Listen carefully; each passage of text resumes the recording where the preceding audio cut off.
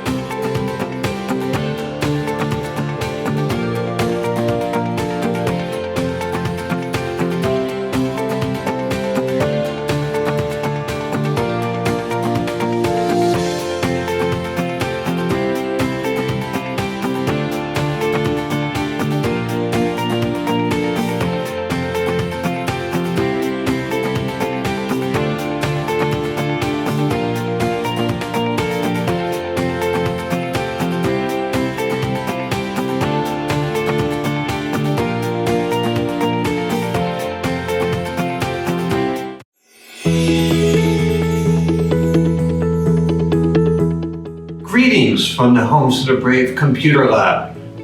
Our computer lab is a big piece of what we do here at Homes of the Brave because generating computer literacy for our homeless veterans is just absolutely necessary to help them get back on their feet. We really want to thank you for your support. Because of your support, homeless veterans are being housed, fed, clothed, employed, and cared for. We are still in the midst of a pandemic, so our challenge has been to keep everyone safe and healthy. Our costs for food, cleaning supplies, and PPE have skyrocketed during this time. Our vocational program has been a huge bright spot for us in 2020 as veterans have been placed in employment opportunities at record levels.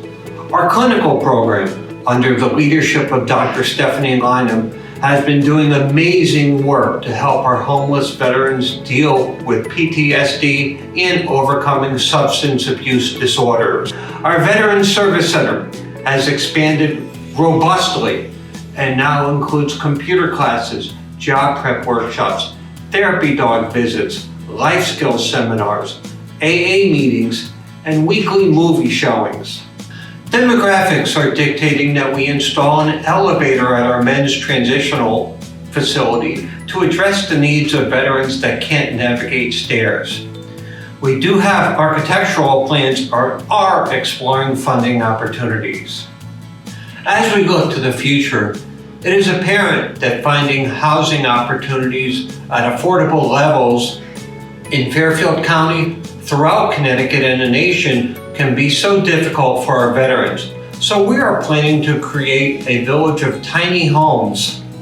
This village would include gardens, a community center, and laundry facilities, and would enable our veterans to just have a wonderful place where they're supported and that they can really thrive as a community. As a result of your remarkable support, our male and female veterans are graduating from our programs and becoming productive members of their communities.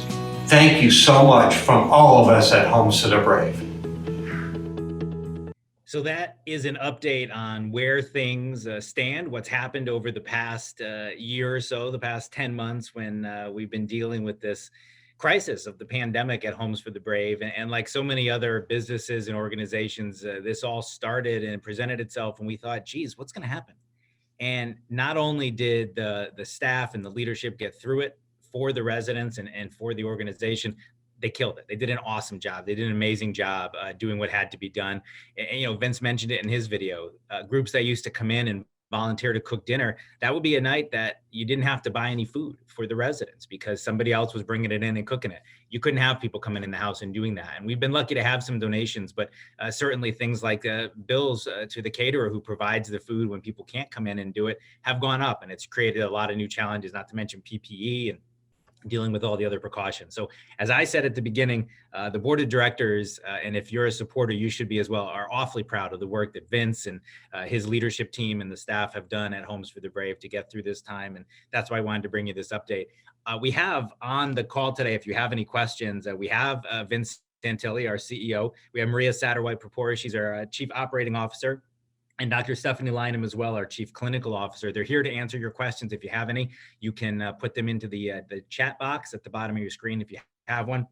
Vince, I'm going to ask you a question while we see if anybody else has any questions. And I mentioned a couple times now how proud the board of directors is of the work that you've done and that Stephanie and Maria and all the rest of the staff have done to get through this. As you look back at the past year, what would you say you're most proud of? Well, Eric, it was just, we had to pivot and do some things so much differently. And yet, when you think about it, just so proud of the way we've kept the wheels turning. We're 24/7, 365 at our 2 transitional houses. So we didn't have an option of not being able to serve our veterans. And yet, it was so amazing to see the way the staff and the residents just pulled together, looked out for one another, and as a result, kept everyone safe and healthy. So I'd count that among our greatest accomplishments. And I know you said pivot, and I thought of it as I watched the first video. We had the one shot of the kickathon that the martial arts school put on in our parking lot. Something that maybe we never would have considered a virtual kickathon to raise some money, but a lot of interesting ways. I know coming up in just a few weeks, we're going to have a virtual bingo. People can go to our Facebook page to find the invite for that if they'd like to play bingo on Zoom and maybe help out the organization. So we have a question here. Bill's asking about the plan for the tiny houses. I know that was something that jumped out at me as well. Do you want to talk a little bit about that, Vince? Absolutely. When we look at it, it's been, I'm going on 5 years here, and it's always been a struggle. But, affordable housing is so difficult to find, even in this very neighborhood. And so when we think about it, we think we can be part of that solution. And you're seeing tiny homes villages pop up in different parts of the country. And we think right here in Bridgeport, Connecticut would be just incredible. And so we have we have already done some planning, and, we think it could be just an awesome, awesome way to address the issue of veteran homelessness. It would include 25 to 45 tiny homes, 300 square feet or so.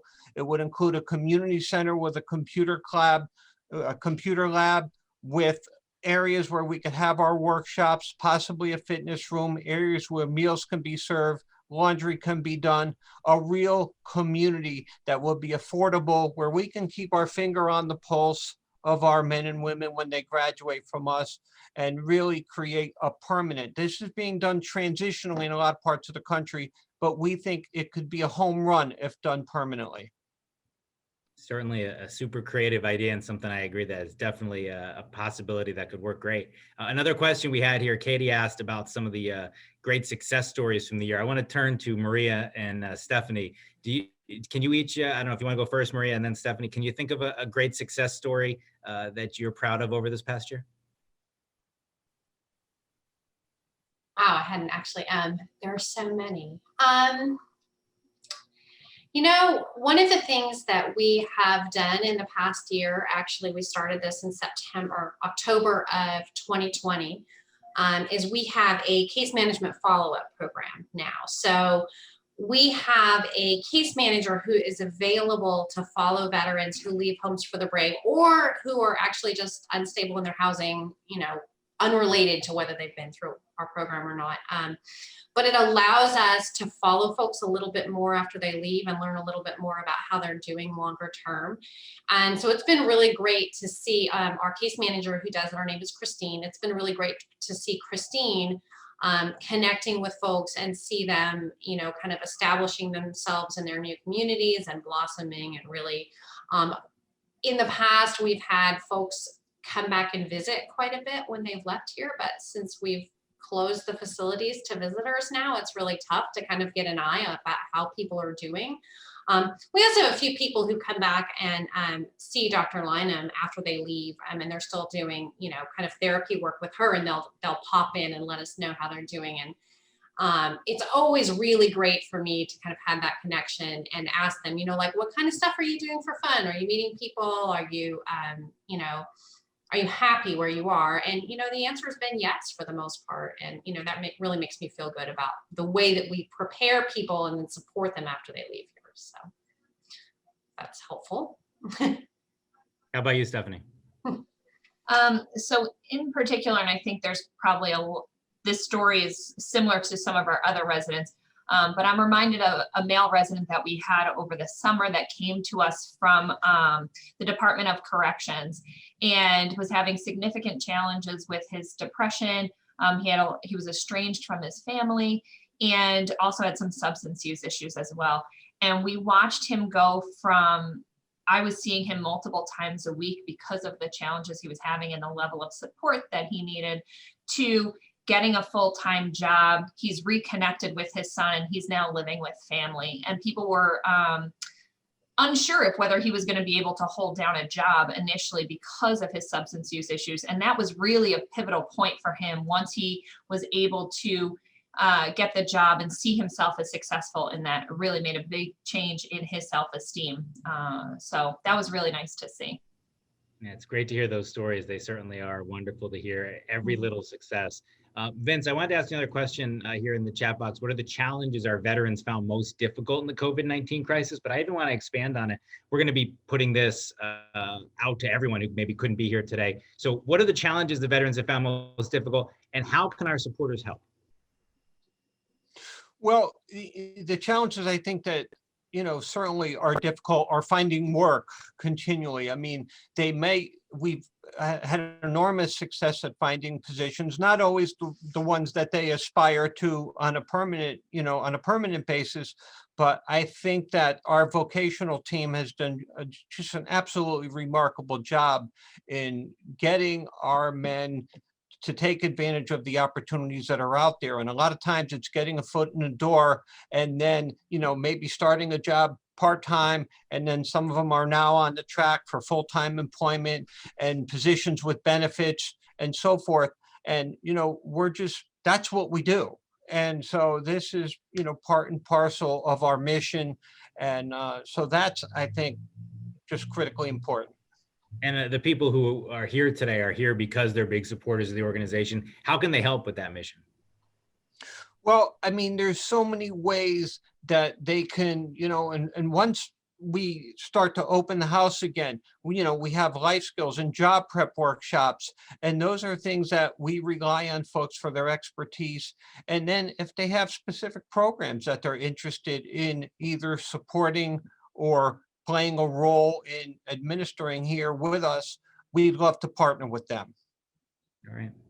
There's two related questions that have popped in. Robert and Randy, both asking about after effects, post-pandemic planning. I don't know if Maria or Stephanie want to talk about that. Maria? Yeah, I can say, well, I'm actually looking at Robert Licata's question about the biggest lessons we've learned in planning for transition. It's been really interesting to us, and Stephanie can speak more to this, but a lot of our clients really have a hard time connecting to healthcare providers in a virtual way. I mean, I don't know how many folks on the call have had a telehealth appointment or a video call with a provider. There's a lot of that now, and the VA is relying almost exclusively on that still. And it's been really tough for them, but it's also opened a lot of possibilities. It's opened a lot of possibilities for the way that we work with people. And it's also, it's taught us how to help veterans through that and, to help them, connect virtually. And it does really open a lot of opportunities for us, both for our veterans and then for us as an agency. I mean, I know, and this isn't really kind of my area, but obviously we've had some difficulties with fundraising in person, but that's actually led to some really interesting and innovative ideas like this virtual bingo, or, having the step up for the brave this year be the step out for the brave. And, that's been great because it's allowed us to connect with supporters all over the country. And I think that's true for, our veterans as well. I mean, most of them definitely prefer in-person services. And frankly, I do too. I want to sit in a room with my doctor and I want to see them, but for them to know that maybe if they can't get there, there are other alternatives and we can assist that. That's been really great. So, I think those are things that, kind of as a staff that we're going to have to face going forward. And then, at this point, we're in the queue waiting for vaccinations for our staff. Our residents have already started to be vaccinated, which is awesome. The VA has prioritized folks in homeless services programs. And, when we do that moving forward, we're not sure what that's going to look like as far as our operations go, but we're really excited that we can kind of see the light at the end of the tunnel there. So, Stephanie has some stuff too, I think, to say. Yeah, I think to go off of what Maria said, one of the challenges has been supporting the residents through all the changes virtually. Some of that is technology that they may not have had the smartphones or the laptops and the devices that they need to connect virtually with their providers. And then also privacy, since we are a congregate living facility and the bedrooms are shared, as providing the privacy for them to have those conversations with their therapists and their doctors, and if they're attending an AA meeting virtually, so that the other residents don't hear that. And we've still continued to struggle with those challenges. We've been very creative with our space. We offer to let the residents use our offices when possible so that they can attend their groups. We've used our laundry room, our computer lab for sure, but always thinking of to the future how we can adapt, because I think these things that have come out of the pandemic are going to stay. They're going to continue to have virtual appointments, hopefully not rely on them completely as we are right now. So we need to adapt our facilities to support that while our residents stay with us. All right. Anything else? We're running short a little bit on time here. We're getting close to the end. Vince, anything you'd like to leave us with? Just thank you, because without your support, we just couldn't keep the wheels turning. And, we've had to walk in darkness for just about 10 months here and going in uncharted waters. And yet at the same point in time, every time, things get a little bit bleak, we just have to refocus on our mission. And we watch the men and women walking in our halls and in our facilities and say, okay, that's what this is all about. So, we refocus on that, and we just keep on going. And it's just so important for all of you to be in this battle with us. And we appreciate it. All right. Well, Vince, Maria, Stephanie, I appreciate all of you on behalf of, do you have something else, Maria? If we appreciate all of you being here with us this morning, and to all the donors who joined us as well and supporters, we thank you for that. So thank you all for being here. We're gonna, as I said, post this so that we can get it to everyone who couldn't be with us in person today. And hopefully we'll get those doors to the house back open soon and get our supporters back in there. We do have our virtual bingo coming up February 4th. We'll also have our comedy show by and for veterans coming up at some point this spring, as well as our golf classic as well. So there's other opportunities to see us, and hopefully we'll get you back in the house. But thank you to all our supporters, and feel free to reach out to any of us on the board, or to Stephanie or Maria or Vince if there's any other questions that you have. So that brings our program to an end, but thank you all very much and have a great day. And thank you for supporting Homes for the Brave.